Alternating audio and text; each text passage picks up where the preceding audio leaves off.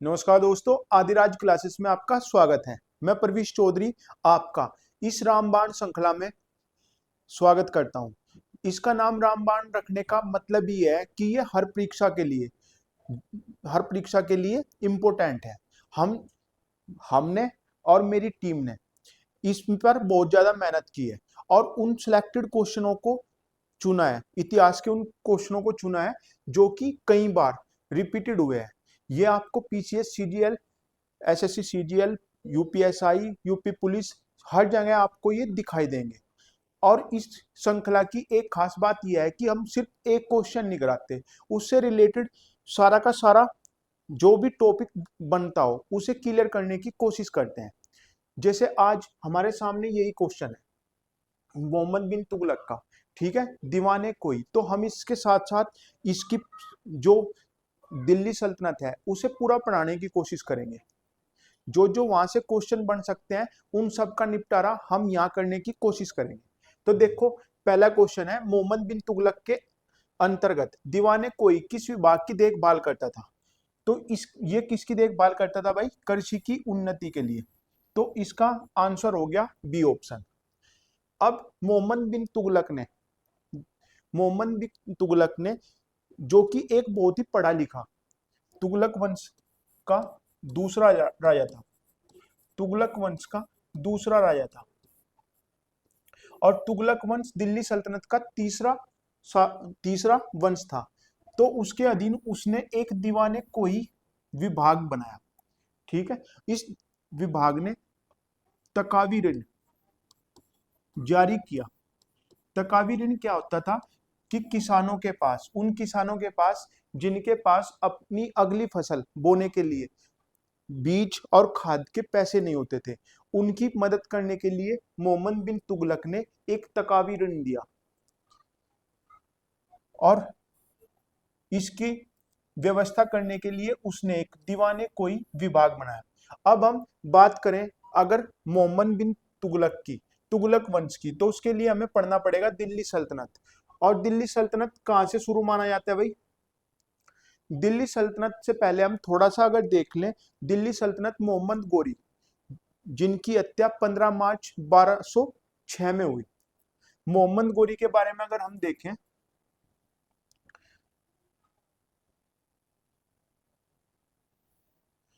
तो मोहम्मद गोरी के बारे में एक बात याद रखो कि इन्हें हराने वाले पहले राजा 1178 में भीम सेकंड थे।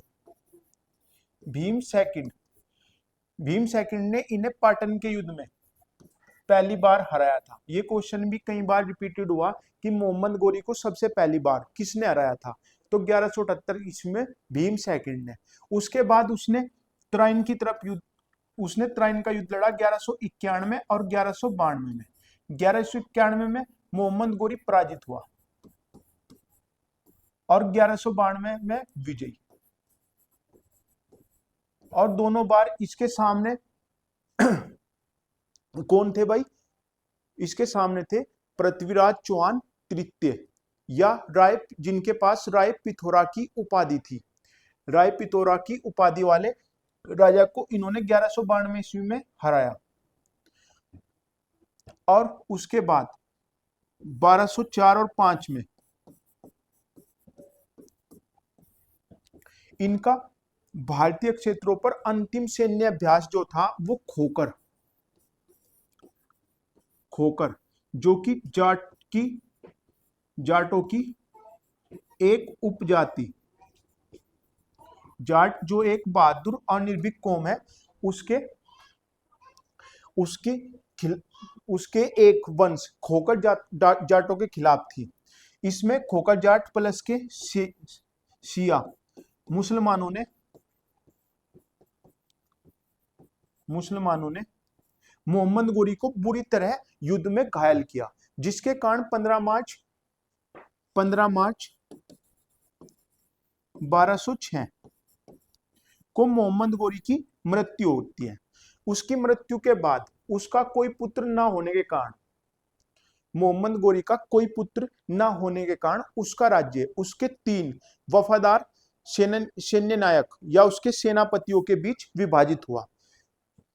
मोहम्मद गोरी जो गजनी का सुल्तान था, कहाँ का सुल्तान था भाई? गजनी। और दूसरा उसका क्षेत्र था मुल्तान, और तीसरा था भारतीय क्षेत्र।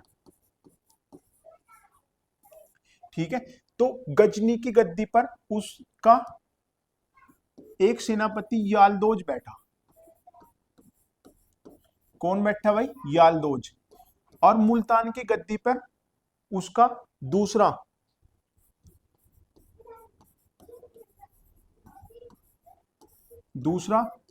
सेनापति नसरुद्दीन कुबाचा बैठा। प्रिंस इन्हें चुप कर गई, इनको नीचे खेलो। और तीसरा शासक था उसका जो भारतीय उस पर बैठा, कुतुबुद्दीन ऐबक।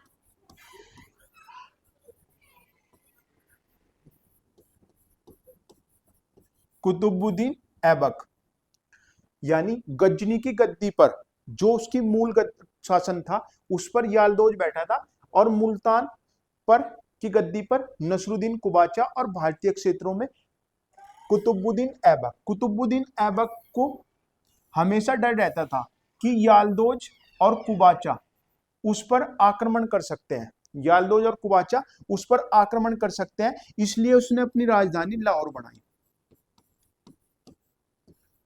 उसने अपनी राजधानी लाहौर बनाई और उसने नसरुद्दीन कुबाचा के साथ अपनी बहन की शादी की या बहन का विवाह किया, जिसके कारण उसका कुबाचा की तरफ से उसका डर खत्म हो गया, लेकिन यालदोज का डर बना रहता था। तो उसने अपनी राजधानी लाहौर को बनाया। लाहौर में ही 1206 से 1210 तक उसने शासन किया और एक नए वंश गुलाम वंश की स्थापना की, जिसका समय पीरियड 1206 से 1290 तक था। 1206 से 1290 तक कौन सा वो था भाई पीरियड? गुलाम वंश का।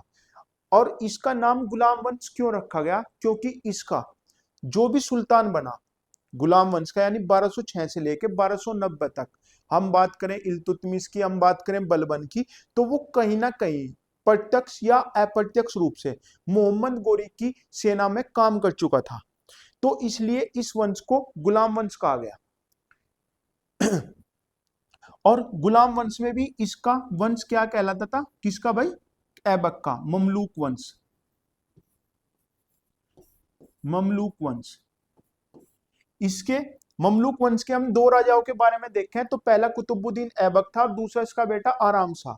अब 1206 से 1210 तक इसने कुतुबुद्दीन ऐबक ने राज किया। 1210 में इसकी चौगान खेलते हुए चौगान आज का कौन सा खेल है प्रिंस जी? पोलो, यानी आधुनिक पोलो जैसा एक खेल होता था चौगान। और चौगान खेलते हुए इसकी मृत्यु हो गई। इसे मृत्यु कहें या हत्या कहें, मेरे हिसाब से तो ये एक हत्या थी। और इसकी हत्या किसने की थी? एक स्वामी भक्त घोड़े जिसका नाम था सुब्रक। सुब्रक नामक घोड़े ने इस ऐबक की हत्या की थी, क्योंकि चौगान जिस दिन वो खेल रहे थे उस दिन सुब्रक पर ये कुतुबुद्दीन ऐबक सवार थे और बीचों बीच उस घोड़े का स्वामी राजा करण सिंह, जो कि उदयपुर के राजा थे, राजा करण सिंह बीचों बीच खड़ा था। और उनका जो वो था, उनका जीतने का जो शर्त थी वो ये थी कि जो भी राजा करण सिंह की गर्दन को काटेगा और उसे अपने भाले की नोक पर गोल पोस्ट तक ले जाएगा, वो ही विजयी माना जाएगा। तो जब सुब्रक ने अपने स्वामी को इस हालत में देखा तो उसने कुतुबुद्दीन ऐबक को जमीन पर पटक दिया और अपने पैरों से उसकी छाती पर लगातार वार किए। जब उसके सैनिक उसे बचाने की फिराक में थे तो सुब्रक ने अपने स्वामी करण सिंह को अपनी पीठ पर सवार किया और उदयपुर तक लेकर गया। कहां तक भाई? उदयपुर तक। तो 1210 में इसकी मृत्यु हो गई। इसकी मृत्यु के तुरंत बाद इसका पुत्र आराम शाह गद्दी पर बैठा, जो अपने नाम के अनुसार ही गुण रखता था, यानी वो एक आराम पसंद राजा था। और वो दरबार में भी आना पसंद नहीं करता था, जिससे कि उसके दरबार के जो आमिर, आमिर मतलब जो दरबारी थे, उन्होंने और वहां की प्रजा ने उससे तंग आकर कुतुबुद्दीन ऐबक के दामाद इल्तुतमिश को आमंत्रित किया। ये क्वेश्चन कई बार बनता है कि जब कुतुबुद्दीन ऐबक की मृत्यु हुई या आराम शाह गद्दी पर बैठा, उस समय इल्तुतमिश कहाँ का गवर्नर था? कहाँ का गवर्नर था भाई? ये बदायूं का। ये इंपोर्टेंट पॉइंट है इसका कि ये कहाँ का गवर्नर था भाई? बदायूं का। और इल्तुतमिश को अमीर उल्मा की उपाधि मोहम्मद गोरी की तरफ से मिली हुई थी। इल्तुतमिश कुतुबुद्दीन ऐबक का दामाद भी था और उसका गुलाम भी था। कुतुबुद्दीन ऐबक का दामाद भी था और उसका गुलाम भी था। और कुतुबुद्दीन ऐबक किसका गुलाम था भाई? कुतुबुद्दीन ऐबक गुलाम था मोहम्मद गोरी का। तो इसलिए इसे इल्तुतमिश को गुलामों का गुलाम भी कहा जाता है। क्या कहा जाता है भाई? गुलामों का गुलाम। ये भी एसएससी का एक फेवरेट क्वेश्चन है कि गुलामों का गुलाम किसे कहा जाता है? तो गुलामों का गुलाम कहा जाता है भाई इल्तुतमिश को। अब इल्तुतमिश के बारे में हम और देखें तो इल्तुतमिश ने बगदाद के खलीफा से खिलियत पत्र प्राप्त किया। खिलियत पत्र को अगर हम बताएं तो ये एक वैधानिक पत्र था जो कि इल्तुतमिश को भारतीय साम्राज्य का सुल्तान घोषित करता था। यानी बगदाद के खलीफा ने इसके सुल्तान पद पर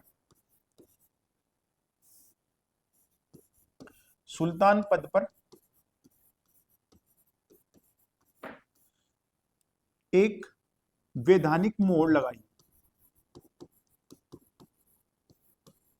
इसने बगदाद के खलीफा के सम्मान में खुतबा पढ़वाया और उसके नाम के सिक्के भी चलवाए। इसने 2 नए सिक्के भी चलवाए जिनमें चांदी का टका जो कि 176 ग्रेन का था, और भाई पीतल का जीतल नामक सिक्के चलवाए। इसने एक नई प्रथा इक्ता प्रथा भी चलाई। इक्ता प्रथा क्या थी? उस समय जो उसके दरबारी थे, उन लोगों को नगद वेतन ना देकर उसने क्या किया?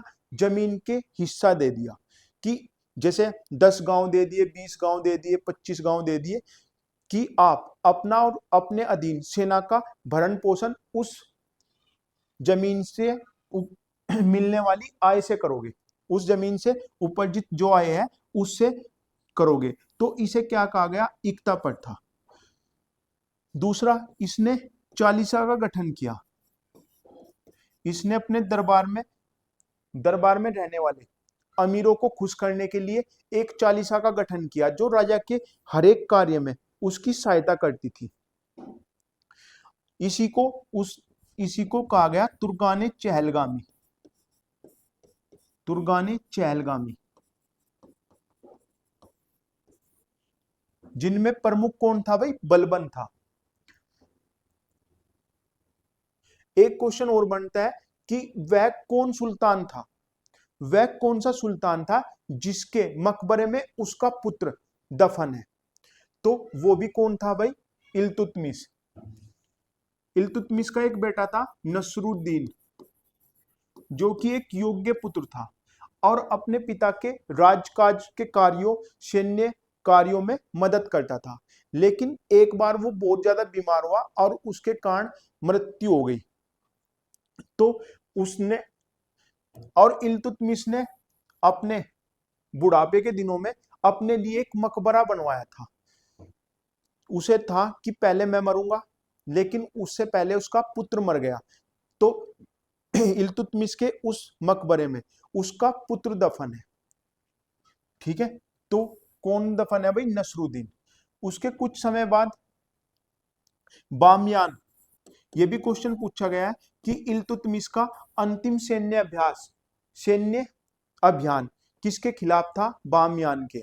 और बामियान जाते हुए वो बहुत ज्यादा बीमार हुआ, जिसके कारण वह दिल्ली लौट आया, और दिल्ली में बीमारी के दिनों में उसने देखा कि उसका कोई भी पुत्र आगे राज करने के योग्य नहीं है, इसलिए उसने अपनी पुत्री रजिया सुल्ताना, जो कि एक योग्य पुत्री थी, रजिया सुल्ताना जो कि एक योग्य पुत्री थी, उसे गद्दी पर बिठाया, रजिया सुल्ताना को गद्दी पर बिठाया। तो यहां से क्वेश्चन बनेगा कि पहली मुस्लिम शासिका,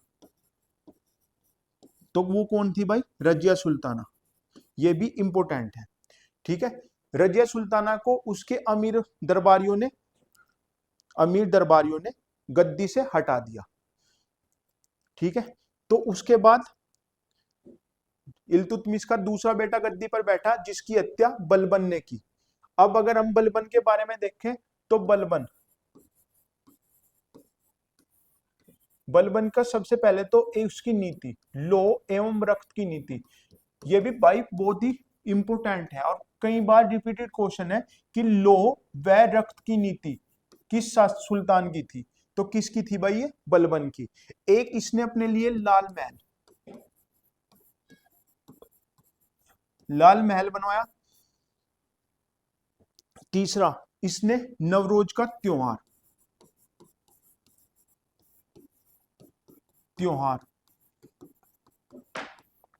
नवरोज का त्योहार मनाना शुरू किया।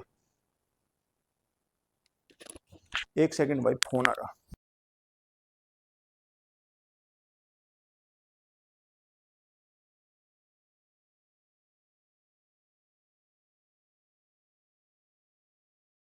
और इसने अपने उसमें दो नए प्रचलन शुरू किए।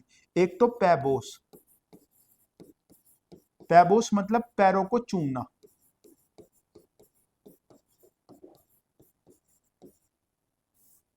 पैरों को चूमना, और दूसरा सजदा, झुककर सलाम करना। इसने दो नए प्रचलन दरबार में शुरू किए। उसने उसने राजा को अल्लाह की परछाई कहा। उसने अपने राजा को या सुल्तान को क्या कहा भाई? राजा की अल्लाह की परछाई, यानी भगवान की परछाई, नियामत खुदाई। क्या कहा आपने सुल्तान को? नियामत खुदाई। ठीक है, इसके बाद इसका पौत्र केकुबाद गद्दी पर बैठा। ठीक है, यानी अगर हम देखें 1206 से लेकर 1290 तक गुलाम वंश है। डिटेल में तो हम बाद में पढ़ेंगे, लेकिन अभी हम एक रफली आइडिया देख रहे। तो पहला सुल्तान इसका था ऐबक, और अंतिम सुल्तान था इसका केकुबाद। ठीक है, तो केकुबाद की हत्या उसके सेनापति जलालुद्दीन मोहम्मद खिलजी ने की। 1290 में इसकी हत्या की गई, और यहां से नया वंश शुरू हुआ, खिलजी वंश। खिलजी वंश, इसका पहला राजा जलालुद्दीन खिलजी था। कौन था भाई? जलालुद्दीन खिलजी। और ये 1290 से 1320 तक था। अगर समय अवधि के अनुसार दिल्ली सल्तनत की पांचों वंश में देखा जाए तो ये सबसे कम समय तक दिल्ली की गद्दी पर बैठा। लेकिन इसका जो राजा था अलाउद्दीन खिलजी, उसका प्रभुत्व इन सभी दिल्ली सल्तनत के सभी सुल्तानों में सबसे ज्यादा था। दिल्ली सल्तनत के सभी सुल्तानों में इसका भाई सबसे ज्यादा था। और इसका अंतिम राजा जलालुद्दीन 1290 से 1296 तक गद्दी पर रहा। इसने अपनी पुत्री का विवाह अपने छोटे भतीजे अली गुरसब के साथ किया, अली गुरसब के साथ किया। अली गुरसब ने मलिक छज्जू के विद्रोह को दबाया। मलिक छज्जू का विद्रोह, यह भी कई बार पूछा गया भाई कि मलिक छज्जू का विद्रोह किसके खिलाफ हुआ था। तो मलिक छज्जू का विद्रोह किसके खिलाफ हुआ था भाई? जलालुद्दीन खिलजी के खिलाफ। और इसे दबाया किसने था? अली गुरसब, जिसका दूसरा नाम था अलाउद्दीन खिलजी, इसने दबाया। और जब इसका स्वागत करने के लिए जलालुद्दीन खिलजी इसके गले मिला अलाउद्दीन खिलजी के, तो इसने अपने भाई की सहायता से जलालुद्दीन खिलजी की हत्या करी। और उसी दिन ये बलबन द्वारा निर्मित लाल महल में ये गद्दी पर बैठा। कौन भाई? अलाउद्दीन खिलजी। और इसने सिकंदर सानी, सिकंदर सानी की उपाधि भी धारण की थी। सिकंदर सानी यानी सिकंदर के समान उपाधि धारण करने वाला भी कौन था? अलाउद्दीन खिलजी। अलाउद्दीन खिलजी का हम क्या क्या याद रखते हैं? बाजार प्रणाली, बाजार प्रणाली। इसने सैनिकों को नगद वेतन देना शुरू किया, बाजार प्रणाली, नगद वेतन। और इसने घोड़ा दागने की व्यवस्था, दागने की व्यवस्था। और नगद वेतन देते ही आपके दिमाग में आना चाहिए कि इसने इक्ता प्रणाली को समाप्त किया। इक्ता प्रणाली को समाप्त करने वाला भी कौन था भाई? अलाउद्दीन खिलजी था। और अलाउद्दीन खिलजी की मृत्यु या हत्या करने में किसका हाथ था भाई? इसी के एक वफादार सैनिक मलिक काफूर। कहा जाता है कि मलिक काफूर एक हिजड़ा था, समलैंगिक था और अलाउद्दीन खिलजी का बहुत ही प्यारा था। और मलिक काफूर ने ही अलाउद्दीन खिलजी के कमजोर होने पर उसे एक धीमा जहर देकर इसकी हत्या की। अलाउद्दीन खिलजी के 4 पुत्र थे। अलाउद्दीन खिलजी के 4 पुत्र खिजर खां, सादी खान और भाई शमसुद्दीन उमर और एक था भाई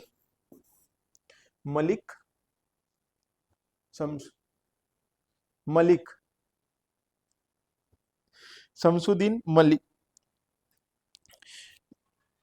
उसका नाम था मलिक कैकूब महमूद। रुको, चौथे पुत्र का नाम अभी लिख रहा भाई, ठीक है। तो खिजर खां और सादी खान की मलिक काफूर ने उसी दिन हत्या करवा दी जिस दिन अलाउद्दीन खिलजी की मृत्यु हुई। इन दोनों की आंखें निकालकर उसकी हत्या की गई, इन दोनों की हत्या की गई। और शमसुद्दीन उमर, जो कि उस समय मात्र 3 साल का था, उसने उन्हें गद्दी पर बिठाया।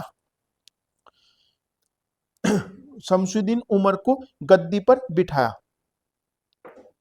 और जो चौथा पुत्र था भाई, उसका नाम था कुतुबुद्दीन मुबारक। कुतुबुद्दीन मुबारक। लेकिन जब मलिक काफूर ने शमसुद्दीन उमर को गद्दी पर बिठाया तो अलाउद्दीन खिलजी के एक वफादार सैनिक ने इसका गला काटकर हत्या कर दी। और उसके गद्दी पर बैठने के जो उसका एक प्रयास था या उसका जो सपन था, उसकी भी हत्या कर दी। उसके बाद कुतुबुद्दीन मुबारक गद्दी पर बैठा, जिसकी हत्या खुसर खां या खुसरो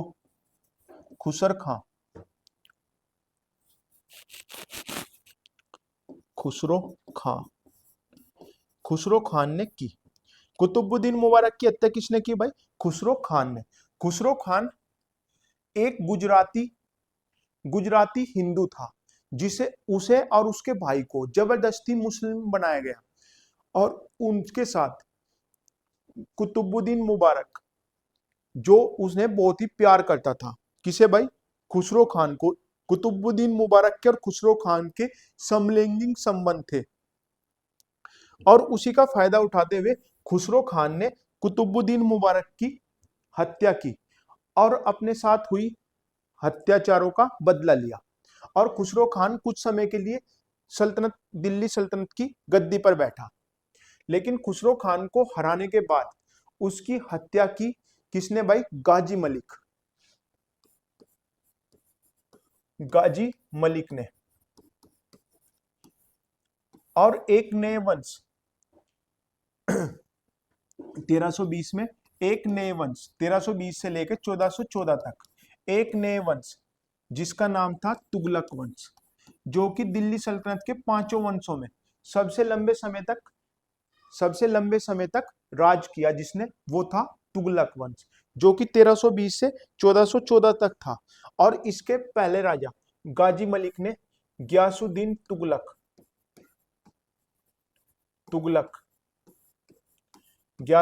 तुगलक या गयात अल दीन, कहीं कहीं पे उसका नाम क्या मिलता है भाई? गयात अल दीन के नाम से गद्दी पर बैठा।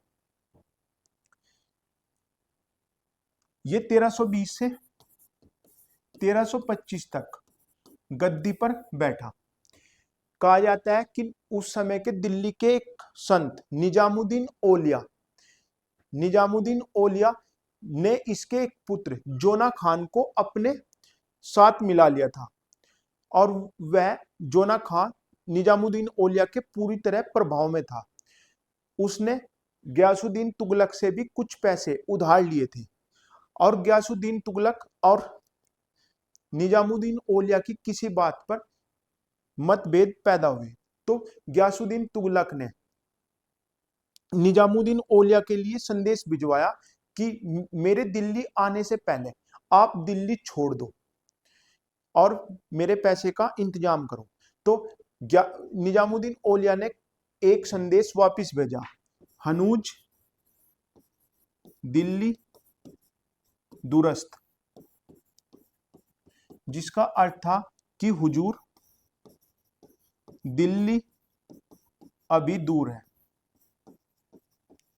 दिल्ली अभी दूर है। हुनूज दिल्ली दुरस्त, जिसका शाब्दिक अर्थ था हुजूर दिल्ली अभी दूर है।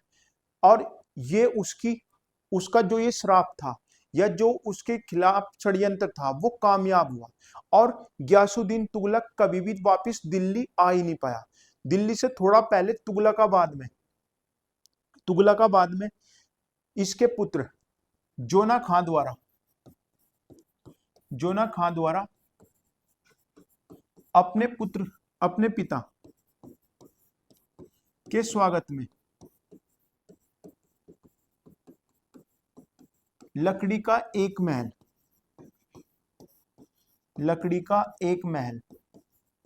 तैयार किया गया। लकड़ी का यह महल किसके द्वारा तैयार किया गया था? अभी यूपीपीसीएस में कुछ साल पहले ये क्वेश्चन पूछा गया था कि जिसके नीचे दबने से गयासुद्दीन तुगलक की मृत्यु हुई थी, लकड़ी का वह महल किसने तैयार किया था? तो लकड़ी का वह महल अहमद अयाज द्वारा तैयार किया गया था। किसके द्वारा भाई? अहमद अयाज के द्वारा तैयार किया गया था। अब लकड़ी का वह महल एक ही पिलर पर बनाया गया था और उसमें छत पर सजावट के रूप में नुकीले हथियारों का प्रयोग किया गया था।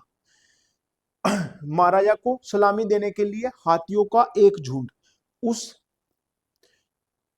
पिलर के पास से गुजारा गया और जानबूझकर एक हाथी ने उस पिलर को टक्कर मारी और वो पूरा का पूरा महल धराशायी हो गया, जिसमें गयासुद्दीन तुगलक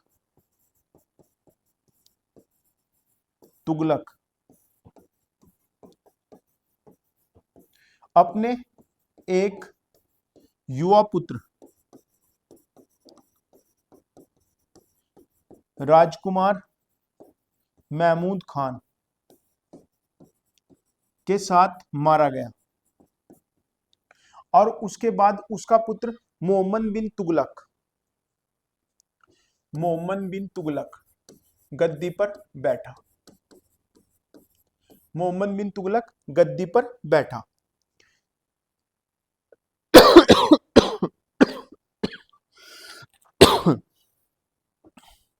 मोहम्मद बिन तुगलक की अगर हम बात करें भाई,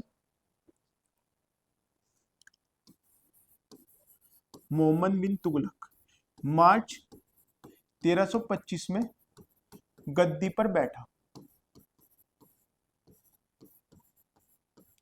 जिसके बारे में अलग अलग विद्वानों की अलग अलग राय है। कुछ ने उसे उस पीढ़ी का या दिल्ली सल्तनत का सबसे पढ़ा लिखा शासक माना, किसी ने उसे पागलपंथी के अंशों वाला, रक्त पिपासु,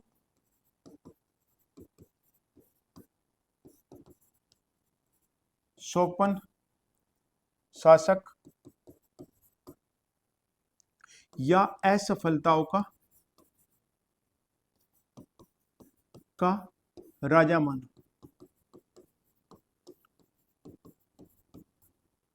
डॉक्टर ईश्वरी प्रसाद के अनुसार, डॉक्टर ईश्वरी प्रसाद के अनुसार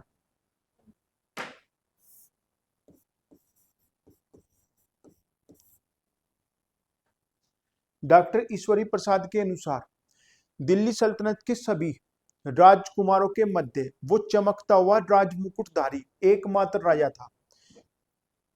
डॉक्टर ईश्वरी प्रसाद के अनुसार वह सबसे कामयाब और सबसे पढ़ा लिखा राजा था।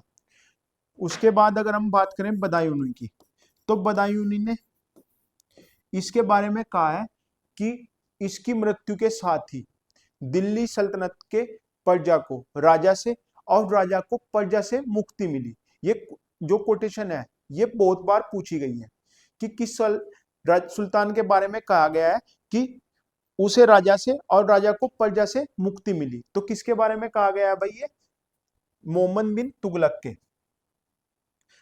इसे असफलताओं का राजा या असफलताओं का राजकुमार क्यों कहा जाता है? क्योंकि इसके 4-5 कार्य थे। पहला कार्य था इसका दोआब में कर वृद्धि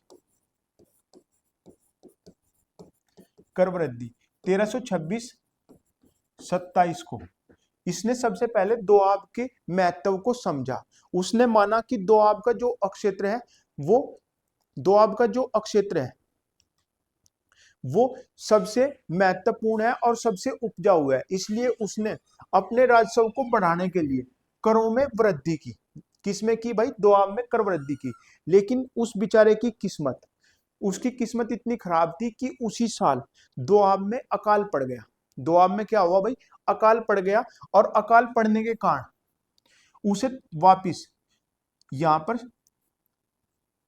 करों में छूट करनी पड़ी और उसने यहां सहायता राशि बांटनी पड़ी, क्योंकि वहां जगह जगह पर विद्रोह फैल गया था।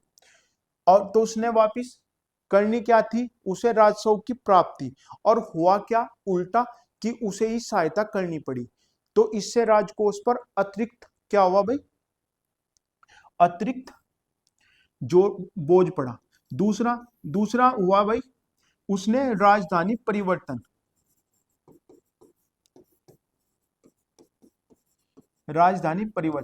उसने राजधानी को दिल्ली से देवगिरी, जिसे क्या कहा जाता है अब? दौलताबाद।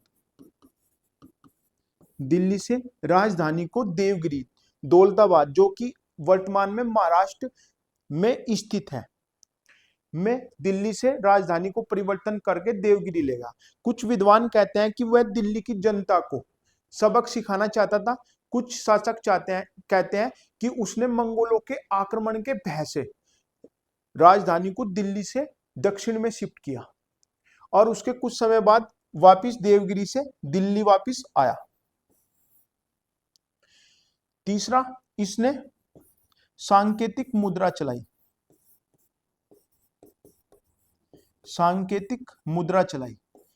इसने सांकेतिक मुद्रा यानी सोने और चांदी के पर निर्भरता कम करने के लिए इसने पीतल की एक सांकेतिक मुद्रा चलाई, लेकिन उससे गलती क्या हुई कि उसने चांदी के 1 टका का चांदी के 1 टके का जो भाव था वो पीतल के जीतल के बराबर रख दिया। तो कहा जाता है कि बदायूं ने लिखा है कि उस समय हर घर, दिल्ली के हर घर में टकसाल बन गई थी और उन्होंने नकली पीतल के सिक्कों का निर्माण किया और नकली सिक्के राजकोष में और राजकोष के असली चांदी के सिक्के का जनता के घर में पहुंच चुके थे। तो इसका ये 1329-30 का प्रयास भी असफल रहा। इसका चौथा कराचील और खुरासन अभियान। कराचील और खुरासन अभियान, उसने कराचील और खुरासन जो एक पहाड़ी राज्य थे, क्या थे भाई, एक पहाड़ी क्षेत्र थे, उसके लिए एक विशालकाय सेना तैयार की, क्योंकि उसे कराचील और खुरासन की तरफ से पता लगा था कि उन दोनों में बहुत ही ज्यादा मतभेद है और वहां किसी भी समय सैन्य विद्रोह हो सकता है। तो उसने कराचील और खुरासन को जीतने के लिए एक विशालकाय सेना 3,70,000 की एक विशालकाय सेना तैयार की और उसे 1 साल का अग्रिम वेतन देकर इस अभियान के लिए भेजा। उधर कराचील और खुरासान में आपस में समझौता हो गया और उनका जो राजनीतिक विवाद था वो समाप्त हो गया और इसकी सेना दुर्गम पहाड़ी रास्तों में कहीं खो गई। कहा जाता है कि वापिस 3,70,000 की सेना में से वापिस केवल 10 ही सैनिक दरबार में वापिस आए थे। तो उसका ये अभियान भी असफल रहा। इन्हीं असफलताओं के कारण इसे असफलताओं का राजा या असफलताओं का राजकुमार कहा जाता है। एमबीडी ने के दरबार में कौन आया भाई? एमबीडी के दरबार में मोरक्को निवासी, मोरक्को का प्रसिद्ध यात्री इब्न बतूता, इब्न बतूता भी आया, जिसकी पुस्तक का नाम रेला है। ये 1335 के आसपास भारत आया और सीधा दिल्ली में सुल्तान से मिला। सुल्तान इससे बहुत ही ज्यादा प्रभावित हुआ और सुल्तान ने इसे दिल्ली का काजी मतलब न्यायाधीश नियुक्त किया, दिल्ली का काजी नियुक्त किया और 1342 में इसे चीन में राजदूत के रूप में भेजा।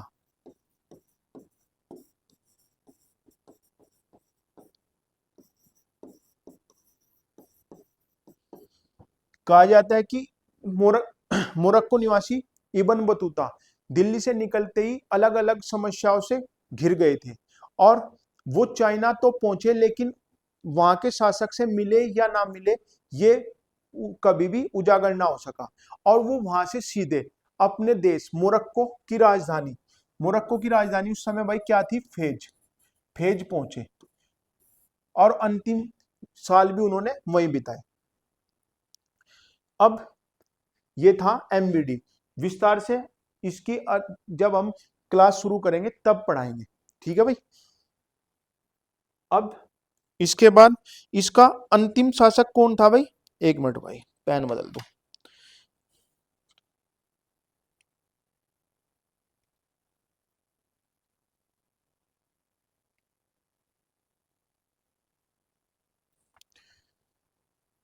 देखो भाई, उसने क्या कहा कि तुगलक वंश का पहला राजा गयासुद्दीन तुगलक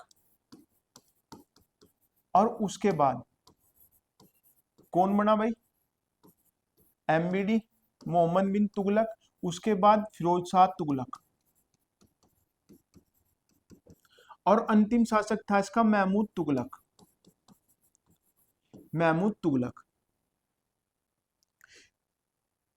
उसके बाद इस वंश के बाद वंश आता है 1414 से 1451 तक सैयद वंश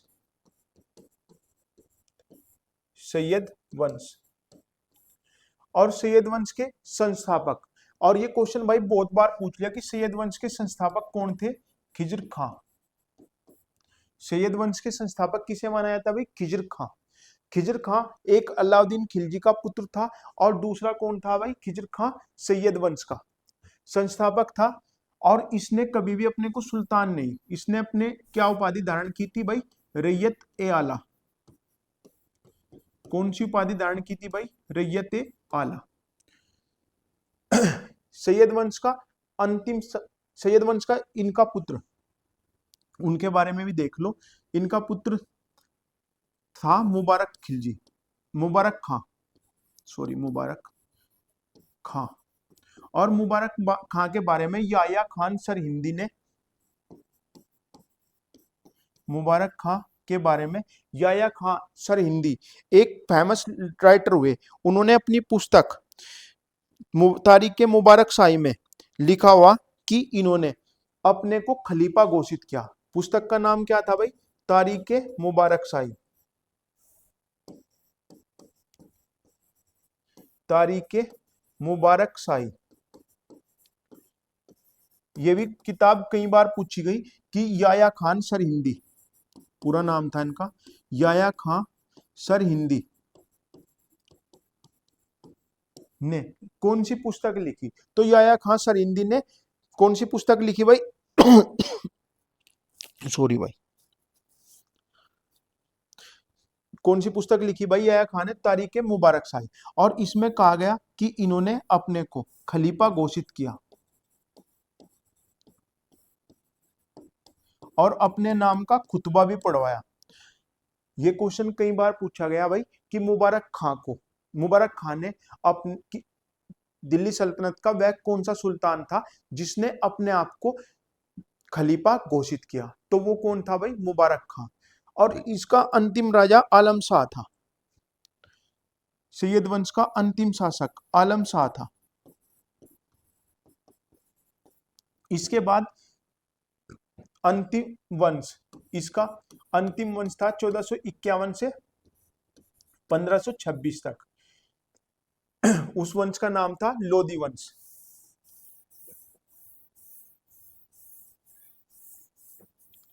क्या नाम था भाई? लोधी वंश।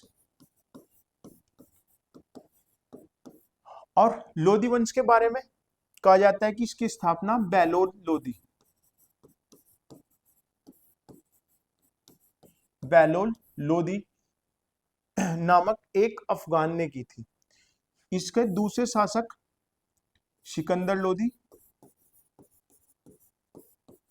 सिकंदर लोधी हुए, और इसके अंतिम शासक इब्राहिम लोधी हुए, इब्राहिम लोधी हुए। इब्राहिम लोधी 1526 ईस्वी में बाबर के हाथों पानीपत के प्रथम युद्ध में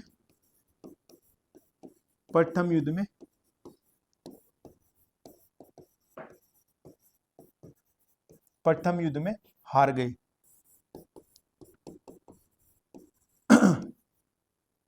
पानीपत के प्रथम युद्ध में हार गए, और जिसके कारण यहां पर दिल्ली सल्तनत का समाप्ति हुई और नए वंश एक मुगल काल की स्थापना हुई। ठीक है, 1526 में भाई दिल्ली सल्तनत बिल्कुल समाप्त हो गई और एक नए वंश मुगल वंश की स्थापना हुई। जब तक सल्तनत काल था तब तक दिल्ली के शासक को सुल्तान कहा जाता था। क्या कहा जाता था भाई? सुल्तान।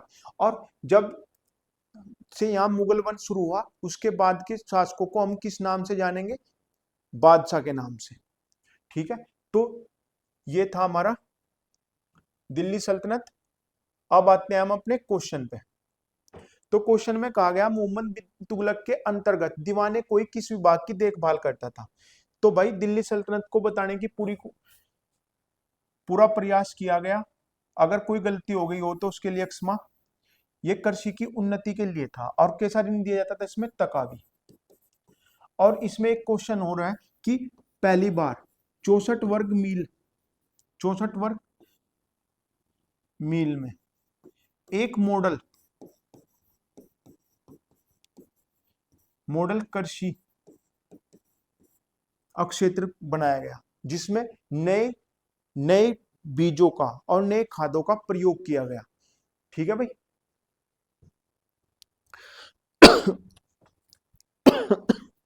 सॉरी भाई, खांसी ने परेशान कर दिया।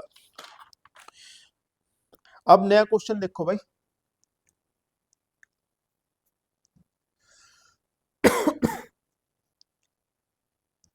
अगला क्वेश्चन देखो, गांधी जी द्वारा भारत में चलाया गया, गांधी जी द्वारा भारत में चलाया गया प्रथम वास्तविक किसान सत्याग्रह कौन सा था? तो वास्तविक सत्याग्रह कौन सा था भाई? खेड़ा किसान सत्याग्रह। ठीक है, इसका आंसर हो गया भाई खेड़ा किसान सत्याग्रह, जो 1918 में चलाया गया था। ठीक है, अब गांधी जी की बात करें, अपनी आदत के अनुसार हम क्या करें, गांधी जी को देखें। इसमें इस क्वेश्चन में हम गांधी जी को दक्षिण अफ्रीका तक देखेंगे। ठीक है, बाकी क्योंकि गांधी जी बहुत बड़ा टॉपिक है, तो इसके अंदर हम गांधी जी की साउथ अफ्रीका यात्रा तक कवर करने की कोशिश करेंगे, बाकी अगले क्वेश्चनों में देखेंगे। तो गांधी का जन्म 2 अक्टूबर 1869 में पोरबंदर जो कि गुजरात में है। करमचंद गांधी और पुतली बाई के घर हुआ। इनकी 13.5 साल में शादी की गई। 13.5 साल में इनकी शादी हो गई। 19 वर्ष की आयु में गांधी जी वकालत करने के लिए यूनिवर्सिटी कॉलेज इंग्लैंड गए। ठीक है, 13.5 साल की आयु में गांधी जी कहाँ गए भाई? इंग्लैंड में गए। महात्मा गांधी को कई उपाधियां थी। ठीक है, महात्मा गांधी को कई उपाधि थी। एक मिनट भाई, प्रिंस जी कह रहे किसके साथ हुई थी? 13.5 साल में कस्तूरबा गांधी भाई, कोचिंग की बराबर में ही तो स्कूल है कस्तूरबा गांधी गर्ल्स कॉलेज, कस्तूरबा गांधी के साथ हुई थी। 19 वर्ष की आयु में ये वकालत करने के लिए ब्रिटेन चले गए। यूनिवर्सिटी कॉलेज में इन्होंने एडमिशन लिया। और भाई इनके बारे में कुछ उपाधियां हैं। मोहनदास करमचंद गांधी, इनका वास्तविक नाम क्या था गांधी का भाई? मोहनदास इनका नाम था। करमचंद गांधी इनके पिताजी का नाम था। साउथ में बाप के साथ नाम के साथ बाप का नाम भी लगता है। तो मोहनदास करमचंद गांधी साउथ और पश्चिम में। ठीक है, नाम के साथ पिताजी का नाम लगता है। तो मोहनदास करमचंद गांधी इनका पूरा नाम था। और मोहनदास करमचंद गांधी जो कि बाद में महात्मा गांधी के नाम से फेमस हुए, महात्मा गांधी के नाम से फेमस हुए। इनके बारे में महात्मा गांधी शब्द देने के बारे में, एक मिनट भाई, नया पेज ही खोल लो। महात्मा गांधी टाइटल देने के बारे में 3 कहावतें हैं।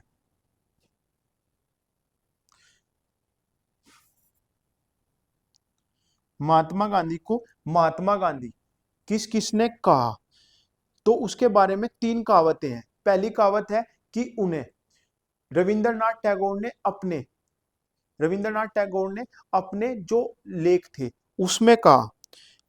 लेकिन हम सब लोग तो यही जानते हैं कि महात्मा गांधी को महात्मा की उपाधि किसने दी? रविंद्रनाथ टैगोर ने। लेकिन ऐसा कुछ विद्वान नहीं मानते, वो कहते हैं कि राजवेद की एक फेमस राजवेद थे जिनका नाम था कालिदास। जिनका नाम क्या था भाई? कालिदास। राजवेद कालिदास ने उन्हें सबसे पहले महात्मा शब्द से नवाजा। उसके बाद स्वामी श्रद्धानंद ने दूसरा मत कहता है कि उन्हें सबसे पहले स्वामी श्रद्धानंद ने कहा। और जो तीसरा मत है और जो सबसे ज्यादा मानने वाला है वो है किसका भाई? रविंद्रनाथ टैगोर, कि इन्हें महात्मा की उपाधि रविंद्रनाथ टैगोर ने दी। किसने दी भाई? रविंद्रनाथ टैगोर ने दी।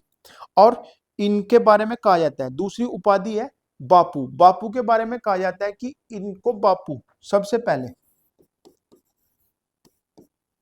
बापू की उपाधि इन्हें सबसे पहले साबरमती आश्रम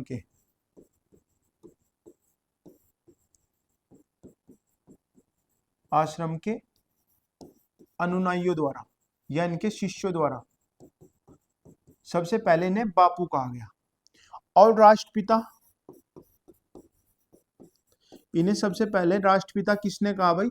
6 अप्रैल 1944 में, 6 अप्रैल 1944 में रंगून, रंगून यानी आज का यंगून, और यंगून, रंगून किसकी राजधानी थी? बर्मा की।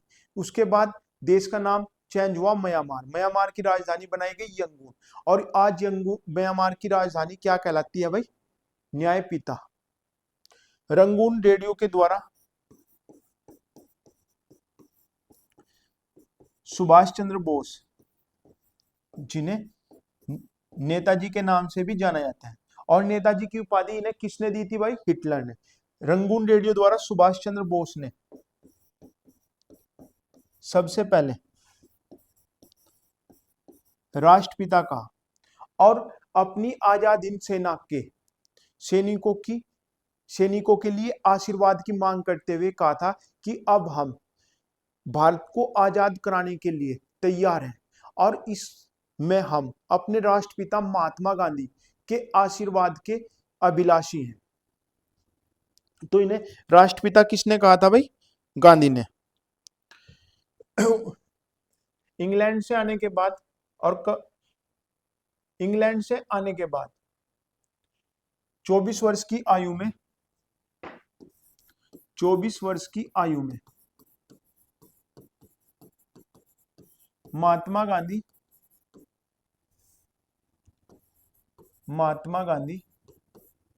सेठ अब्दुल्ला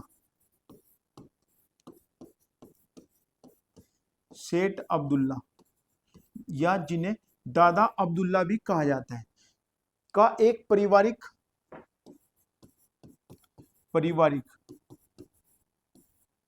झगड़ा निपटाने के लिए साउथ अफ्रीका गए। उन्हें चुनने का सेठ अब्दुल्ला का सबसे बड़ा कारण यह था कि सेठ अब्दुल्ला भी एक गुजराती थे, और उनका जो परिवार था वो अंग्रेजी और गुजराती दोनों ही बोलता था। तो सेठ अब्दुल्ला इनके ब्रिटेन से वकालत करने के कारण और इनके गुजराती बोलने के कारण इनसे प्रभावित हुए, और इन्हें 1 साल के एग्रीमेंट पर कहां बुलाया गया भाई? अफ्रीका बुलाया गया। तो गांधी जी सेठ अब्दुल्ला का मुकदमा लड़ने के लिए 24 वर्ष की आयु में कहां चले गए भाई? साउथ अफ्रीका चले गए। 1869 से 24 साल कब होंगे? 1893 में। ओ सॉरी भाई, 1893 में। और वहां से भाई पसीना आ गया भाई।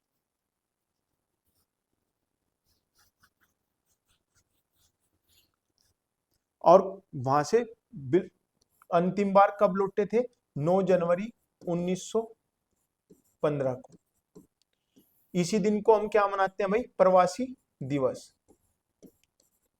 हाँ, अभी एक क्वेश्चन पूछा गया था थोड़े दिन पहले कि 9 जनवरी 1915 को महात्मा गांधी बंबई के किस बंदरगाह पर उतरे थे?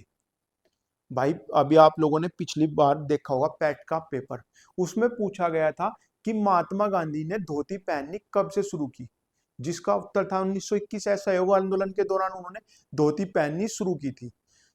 यानी उसका क्वेश्चन पूछने का अर्थ था कि उन्होंने स्वदेशी कब अपनाई, कोट पैंट पहनना कब बंद एक मिनट भाई, कब बंद किया?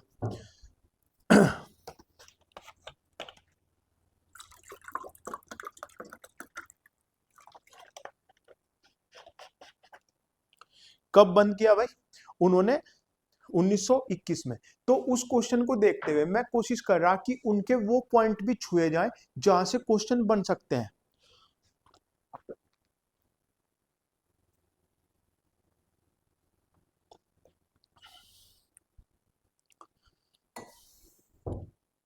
तो 9 जनवरी 1915 को वो जब भारत आए थे तो उस पे उतरे थे भाई? बंदरगाह पे, अपोलो बंदरगाह पर।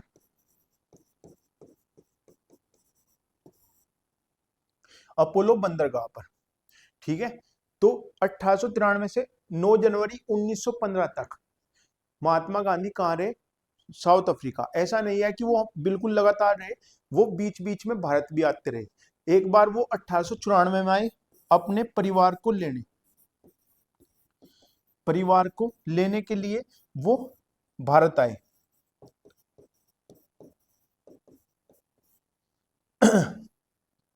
एक दूसरा क्वेश्चन एक और बनता है कि वह कौन सा स्टेशन है जिस स्टेशन पर अंग्रेजों द्वारा प्रथम श्रेणी का वैध टिकट होने के बाद भी महात्मा गांधी को ट्रेन से बाहर फेंक दिया गया था? तो वो यात्रा थी उनकी डरबन से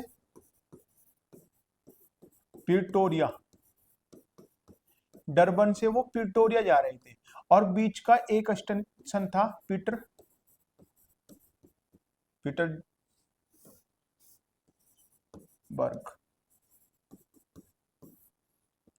स्टेशन का क्या नाम था भाई?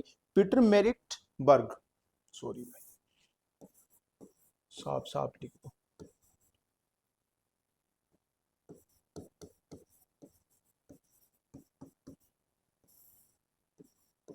पीटरमेरिट्सबर्ग। ठीक है, डरबन से प्रिटोरिया की यात्रा करते हुए पीटरमेरिट्सबर्ग स्टेशन पर महात्मा गांधी को वेट टिकट होने के बाद भी प्रथम श्रेणी डब्बे से बाहर फेंक दिया गया था। 1906 में जुलू युद्ध 1906 में जुलू युद्ध हुआ, उसमें भी महात्मा गांधी ने वहां के भारतीयों पर हो रहे अत्याचारों के खिलाफ आवाज उठाई। एक क्वेश्चन और बनता है कि वह कौन सा टाइम पीरियड था, किस टाइम पीरियड के दौरान महात्मा गांधी ने अंग्रेजों की एम्बुलेंस सेवा की थी? तो 1899 से 1902 में 1899 से 1902 में एक युद्ध के दौरान महात्मा गांधी ने पहले अंग्रेजों को ऑफर दिया कि हम भारतीय आपकी सेना की तरफ से लड़ना चाहते हैं। ठीक है, लेकिन अंग्रेजों द्वारा उसे नकार देने के बाद महात्मा गांधी ने उन्हें कहा कि हम केवल अंग्रेजों के घायल सैनिकों को स्ट्रेचर के द्वारा अस्पताल तक ले जाने का काम करेंगे। यानी महात्मा गांधी ने 1899 से 1902 के युद्ध के दौरान एम्बुलेंस सेवा की।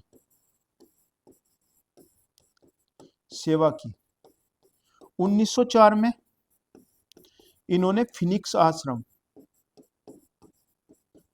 आश्रम की स्थापना की।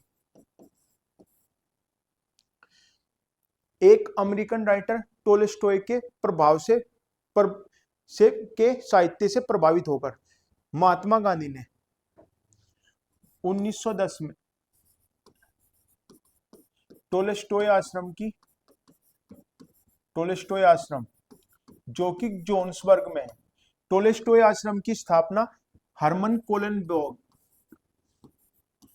जो कि एक जर्मन थे, हरमन कोलेनबर्ग की सहायता से एक टोल्स्टॉय आश्रम की स्थापना की।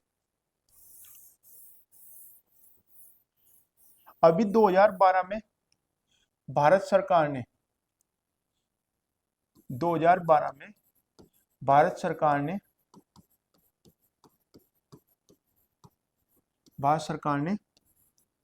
साउथ अफ्रीका ने एक निजी पुस्तकालय से हरमन कोलेनबर्ग और महात्मा गांधी के बीच हुए लेटरों के या पत्रों के आदान प्रदान को 6.66 करोड़ रुपए में गुप्त रूप से खरीदा,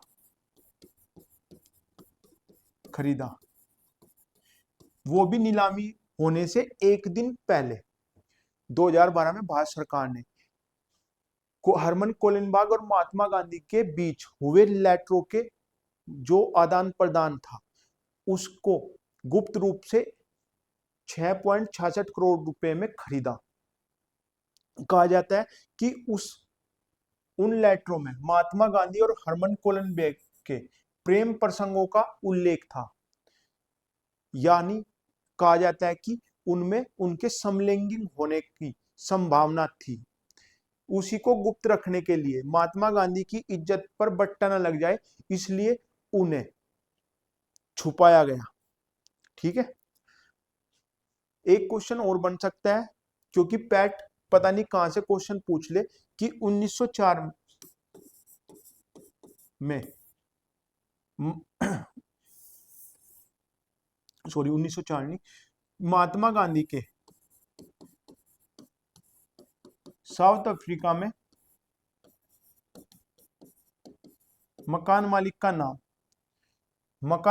नाम था भाई उनका हेनरी पोलाक।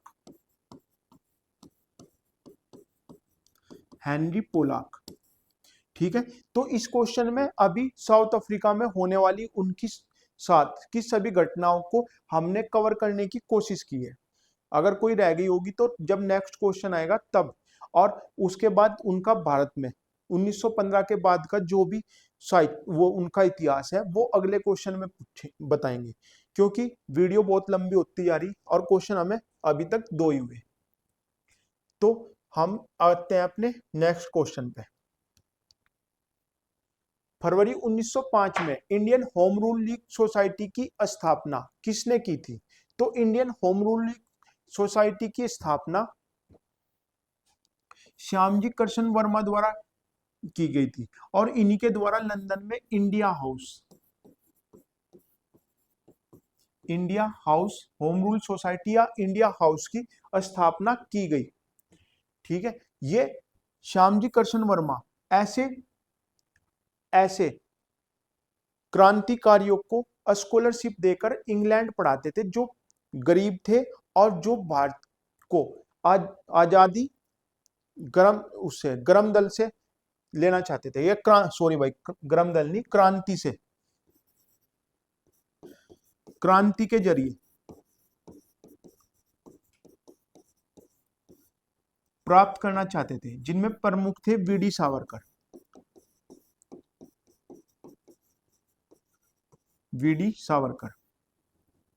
श्यामजी कृष्ण वर्मा ने लंदन में जाकर एक हाउस बनाया और वहां भारत के क्रांतिकारियों को बुलाया, जिससे कि वो आधुनिक शिक्षा को ग्रहण कर सके और अंग्रेजों का जवाब उनकी भाषा में दे सके। ठीक है, यानी ये क्रांति का एक घर था, वो भी कहां? इंग्लैंड में। क्रांतिकारियों के लिए एक ऐशगाह। और दूसरी बात भाई कि वीडी सावरकर ने इसी घर में 1857 के 50 वर्ष पूरे होने पर 1907 में आजादी की 50वीं वर्षगांठ मनाई। आजादी की नहीं, भारतीय स्वाधीनता संग्राम, आजादी का प्रथम स्वतंत्रता संग्राम 1857 के गदर को किसने कहा था भाई? वीडी सावरकर ने। और वीडी सावरकर ने 1907 में इंडिया हाउस में भारतीय संविधानिकता के 50 वर्ष पूरे होने पर संग्राम के 50 वर्ष पूरे होने पर इसकी वर्षगांठ भी कहां मनाई गई थी भाई? इंडिया हाउस में। नेक्स्ट क्वेश्चन देखो भाई, किस शासक ने आगरा नगर की स्थापना की? देखो भाई, अगर हम बात करें लोधी वंश की, तो लोधी वंश का जो शासन काल था वो कब से कब तक था भाई? 1451 से 1526 तक। 1451 से 1526 तक। और उसका लोधी वंश की स्थापना किसने की थी भाई? बहलोल लोधी ने। ये तो हमने आज ही पढ़े इसी वीडियो में, बहलोल लोधी ने। अब बहलोल लोधी के बाद उसका पुत्र सिकंदर लोधी गद्दी पर बैठा। उसने 1504 में आगरा की स्थापना, आधुनिक आगरा की स्थापना, और 1506 में आगरा को राजधानी बनाया। यानी दिल्ली से राजधानी कहां चली गई भाई? आगरा। 1506 में राजधानी बनाया। सिकंदर लोधी गुलरुखी,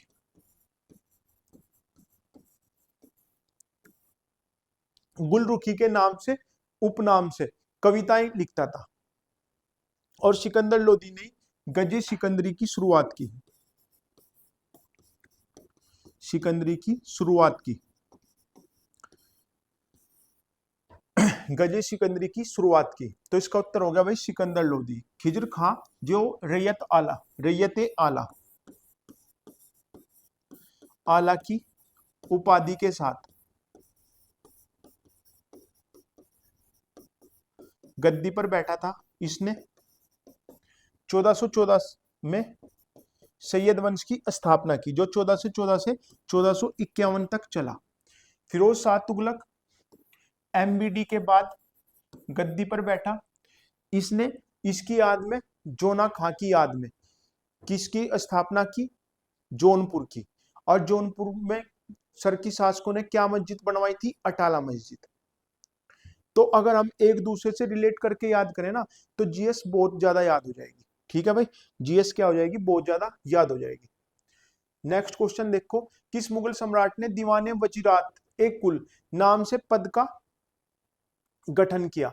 तो दीवाने वजीरात अपने शासन के 8वें वर्ष इसने वकील से, एक पदाधिकारी होता था वकील, वकील से अधिकार लेकर एक नया पद दीवाने वजीरात एक कुल बनाया। ठीक है, तो किसने बनाया भाई? अकबर ने। ठीक है, अकबर के बारे में नेक्स्ट क्वेश्चनों में हम पूरी डिटेल पढ़ेंगे। अभी वीडियो बहुत लंबी हो जाएगी, इसलिए देख लो अकबर, बस इनका याद रख लो। इसका काल कहलाता है अनुवाद काल, इसका काल कहलाता है स्थापत्य काल। औरंगजेब का काल कहलाता है मंदिरों को तोड़ने का, यानी स्थापत्य कला तोड़ने का। सॉरी भाई, जहांगीर का नहीं, जहांगीर का काल कहलाता है चित्रकला, चित्रकला का काल। और शाहजहां का काल कहलाता है स्थापत्य कला का काल। ये कई बार टैली करने में आ जाते हैं कि अकबर का काल किस काल के नाम से फेमस है? तो अनुवाद के काल। अकबर अपने आप तो अनपढ़ था, लेकिन उसने बहुत से धार्मिक ग्रंथों का फारसी भाषा में अनुवाद कराया। ठीक है, जहांगीर का काल चित्रकला और शाहजहां का स्थापत्य कला के उसमें फेमस है, मंदिर को। और औरंगजेब का स्थापत्य तोड़ने के लिए औरंगजेब को जाना जाता है। इसने अपनी बीबी रबिया उर दुर्रानी, रबिया उर दुर्रानी की याद में ताजमहल की फुअड़ नकल यानी बीबी का मकबरे का निर्माण करवाया, बीबी के मकबरे का निर्माण करवाया, बीबी के मकबरे का निर्माण करवाया। जो कहां था भाई?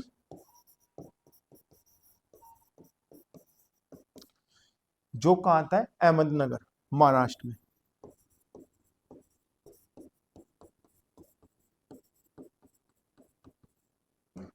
अभी यूपीएसआई में पिछली बार एक क्वेश्चन आया था कि दक्कन की चाबी किस किले को कहा जाता था? दक्कन की चाबी किस किले को कहा जाता था? तो वो था असीरगढ़। असीरगढ़ का किला क्या कहलाता था भाई? दक्कन की चाबी। नेक्स्ट क्वेश्चन देखो भाई, 1857 की क्रांति में बहादुर खान की गतिविधियों का केंद्र कौन सा था? तो बहादुर खान की जो गतिविधियों का केंद्र था वो था भाई बरेली। बहादुर खान। मेरठ में कौन थे भाई? कदम सिंह। कानपुर में नाना साहेब और तात्या टोपे।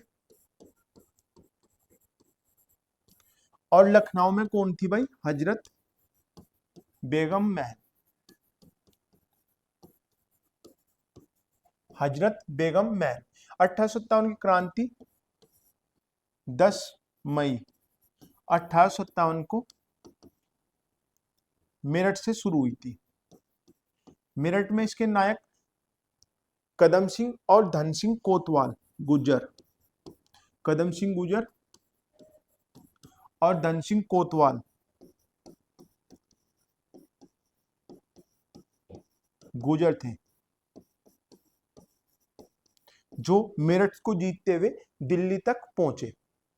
1857 की क्रांति के बारे में नेक्स्ट वीडियो में हम पूरी डिस्कस करेंगे, इसके हर टॉपिक को हम जानेंगे। उत्तर वैदिक काल में समाज के विभाजन का आधार क्या था? तो उत्तर वैदिक काल में समाज के विभाजन का आधार वर्ण व्यवस्था थी।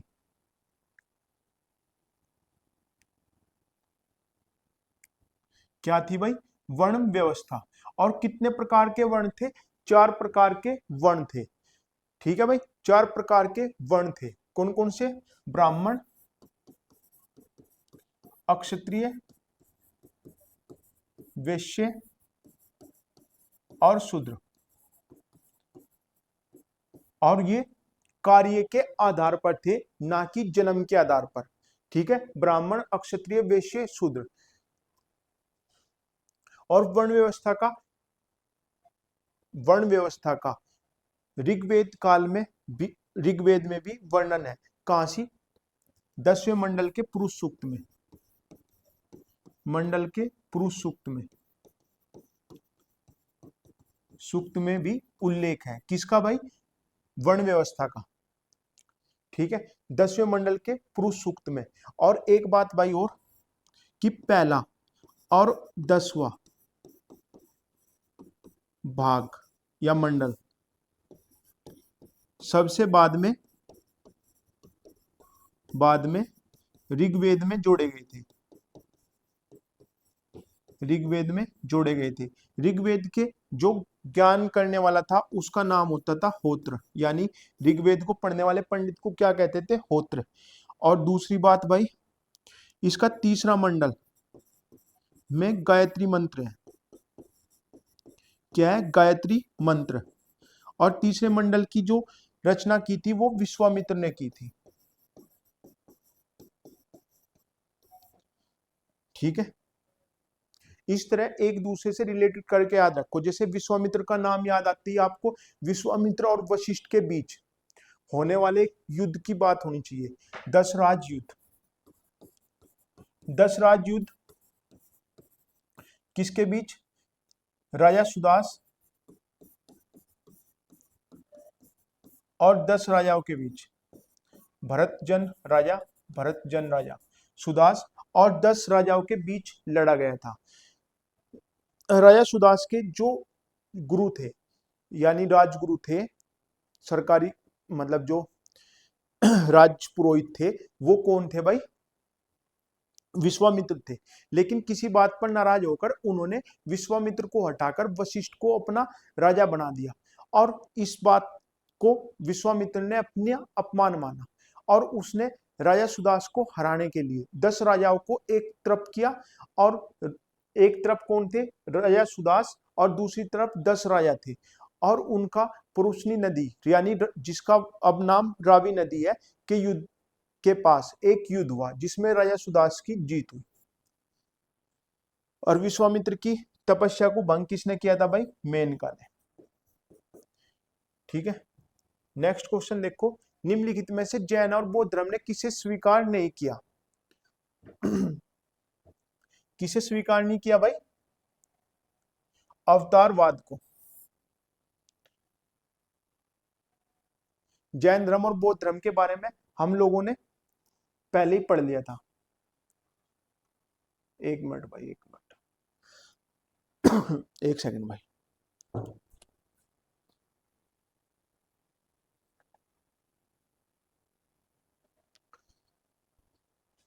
देखना पड़ा भाई, सुबह लैपटॉप बंद हो गया था चलते मैं कभी अब भी ना बनी हूं। तो निम्नलिखित में जैन और बौद्ध धर्म ने किसे स्वीकार नहीं किया? अवतारवाद को। स्त्री, बौद्ध धर्म में पहली स्त्री कौन थी जिसने प्रवेश किया था? वो थी महात्मा बुद्ध की मौसी प्रजापति गौतमी, प्रजापति गौतमी जो महामाया की बहन थी, और महामाया 7 दिन बाद ही एक्सपायर हो गई थी। तो महात्मा बुद्ध के जो पालन पोषण किया था वो उनकी माता मौसी या छोटी माँ प्रजापति गौतमी ने किया था। बौद्ध धर्म में सबसे पहले प्रवेश भी किसने किया था? प्रजापति गौतमी ने किया था। तो ये था आज की क्लास का लास्ट क्वेश्चन। अगर कोई गलती हुई हो तो उसके लिए क्षमा। धन्यवाद। जय हिंद, जय भारत।